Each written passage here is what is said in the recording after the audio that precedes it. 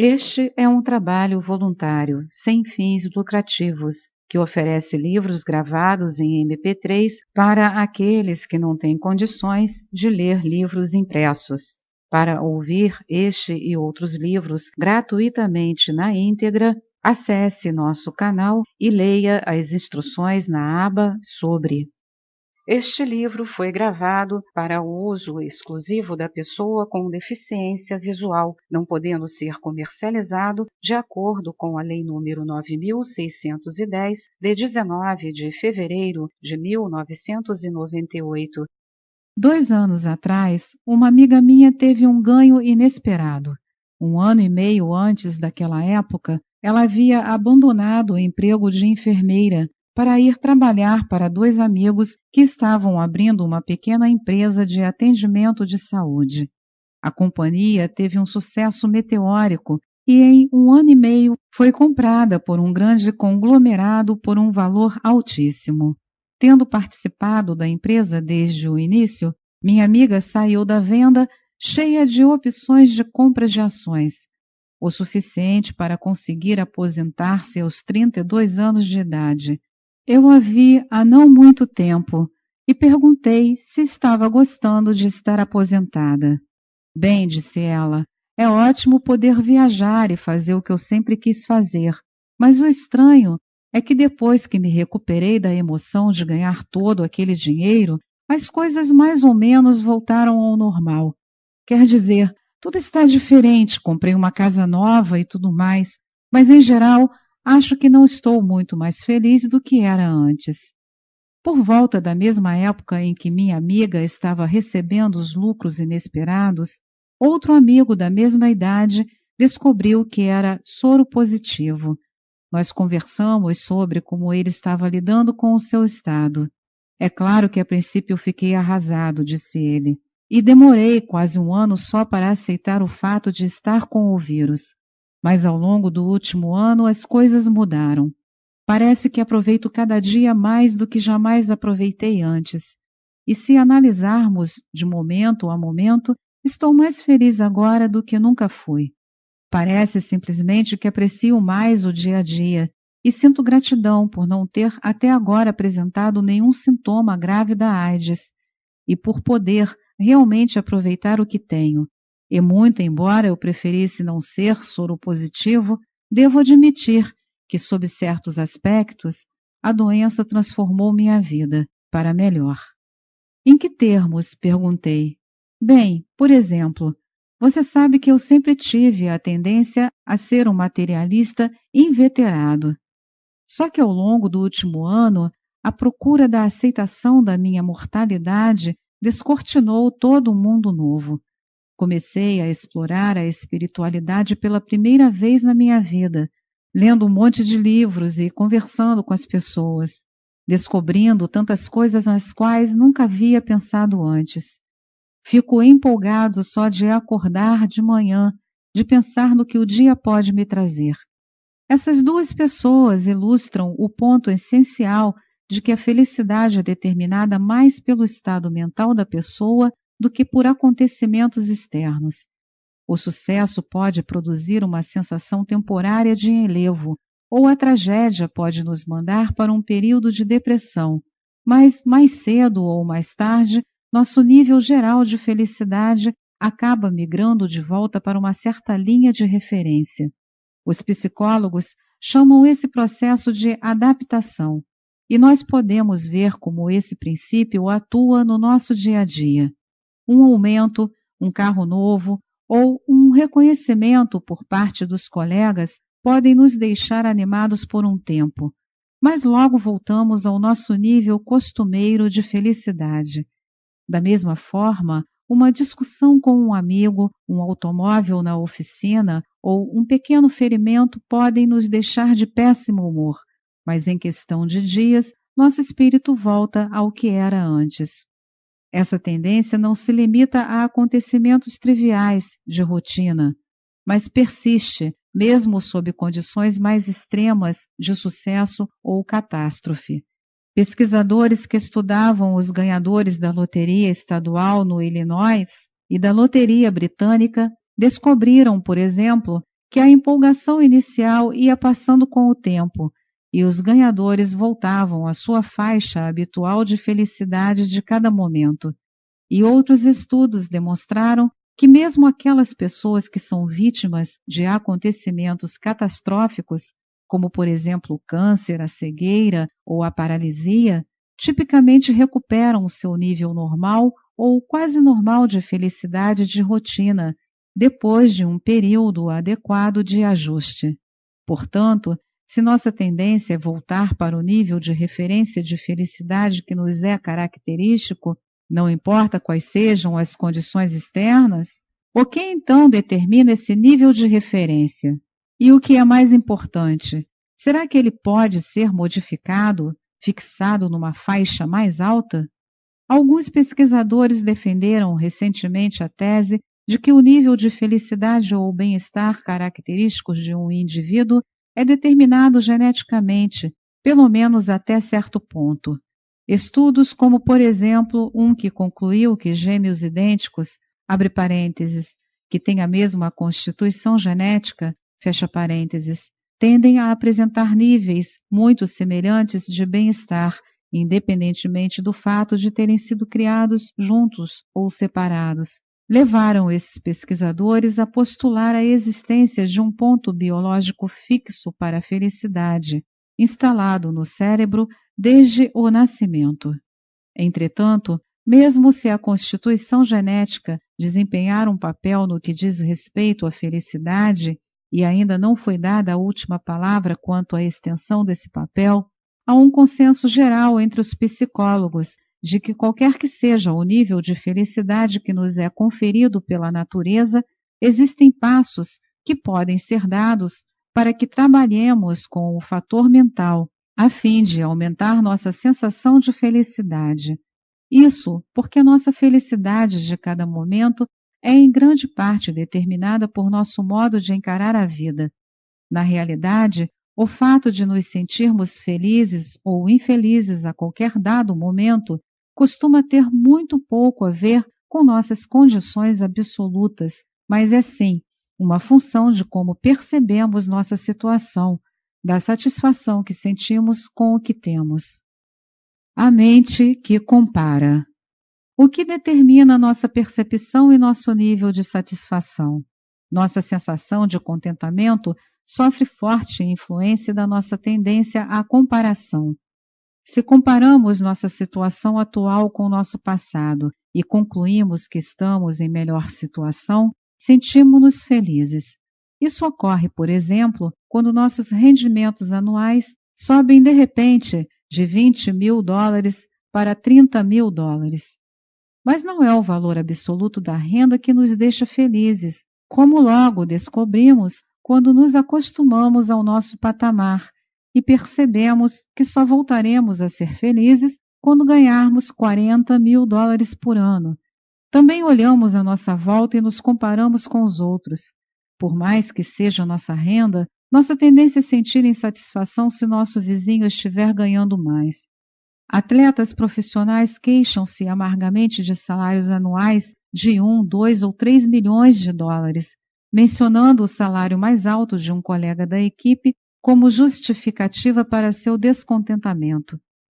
Essa tendência parece corroborar a definição de H. L. Mencken, M-E-N-C-K-E-N, de um homem rico, abre aspas, aquele cuja renda superar em $100 a renda do marido da irmã da sua mulher, fecha aspas. Logo, pode-se ver como nosso sentimento de satisfação com a vida muitas vezes depende da pessoa com quem estamos nos comparando. Naturalmente, comparamos outros aspectos além da renda. A comparação constante com quem é mais inteligente, mais bonito ou mais bem-sucedido do que nós também costuma gerar inveja, frustração e infelicidade. No entanto, podemos usar esse mesmo princípio de modo positivo. Podemos aumentar nossa sensação de satisfação com a vida comparando-nos com os que são menos afortunados do que nós e refletindo sobre tudo o que temos. Pesquisadores realizaram uma série de experiências e demonstraram que o nível de satisfação com a vida de uma pessoa pode ser elevado através de uma simples mudança de perspectiva e da visualização de como as coisas poderiam ser piores. Num estudo, mostraram-se a mulheres na Universidade de Wisconsin, Wisconsin,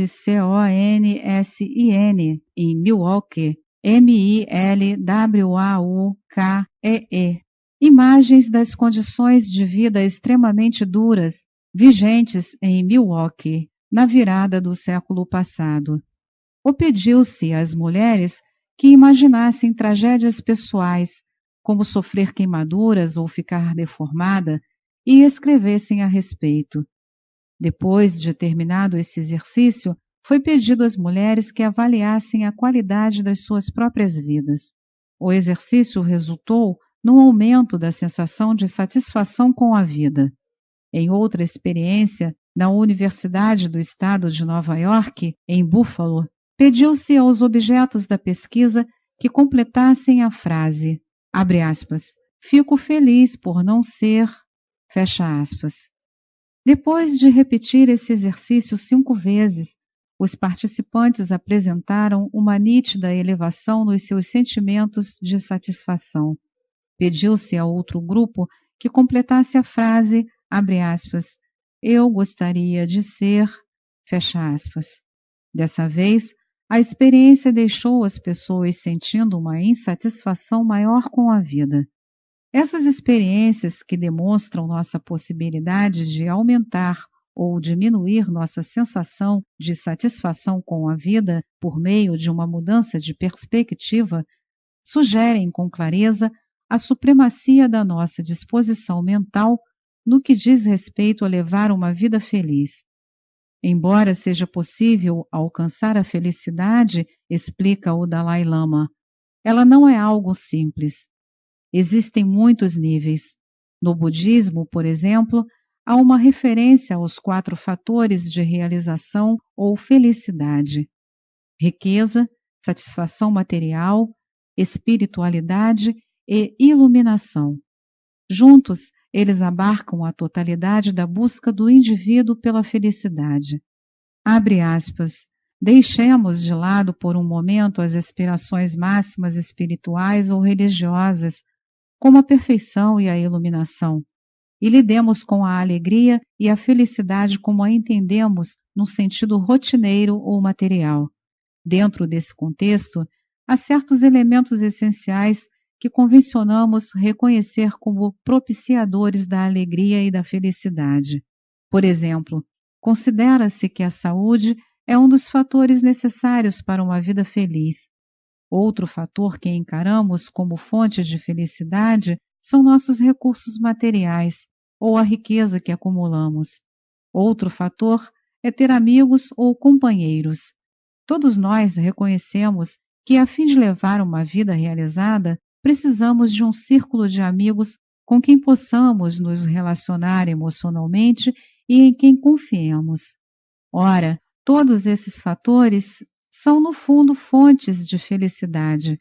No entanto, para que um indivíduo possa fazer pleno uso delas, com o intuito de levar uma vida feliz e realizada, sua disposição mental é essencial. Ela tem importância crucial. Se utilizarmos nossas circunstâncias favoráveis, como nossa saúde ou fortuna, de modo positivo na ajuda aos outros, elas poderão contribuir para que alcancemos uma vida mais feliz. E, naturalmente, nós apreciamos esses aspectos, nossos recursos materiais, nosso sucesso e assim por diante.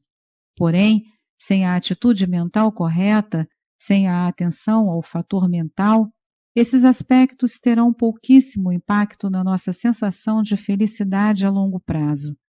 Por exemplo, se a pessoa nutre pensamentos rancorosos ou muita raiva bem no fundo de si mesma, isso acaba com a saúde e, assim, destrói um dos fatores. Da mesma forma, quando se está infeliz ou frustrado no nível mental, o conforto físico não ajuda muito.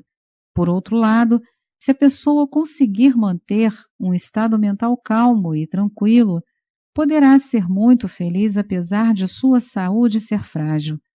Ou ainda, quando está vivendo um momento de raiva ou ódio intenso, mesmo quem tem bens maravilhosos sente vontade de atirá-los longe, de quebrá-los. Naquele instante, os bens não significam nada. Hoje em dia, há sociedades bastante evoluídas em termos materiais e, no entanto, em seu seio, muitas pessoas não são muito felizes.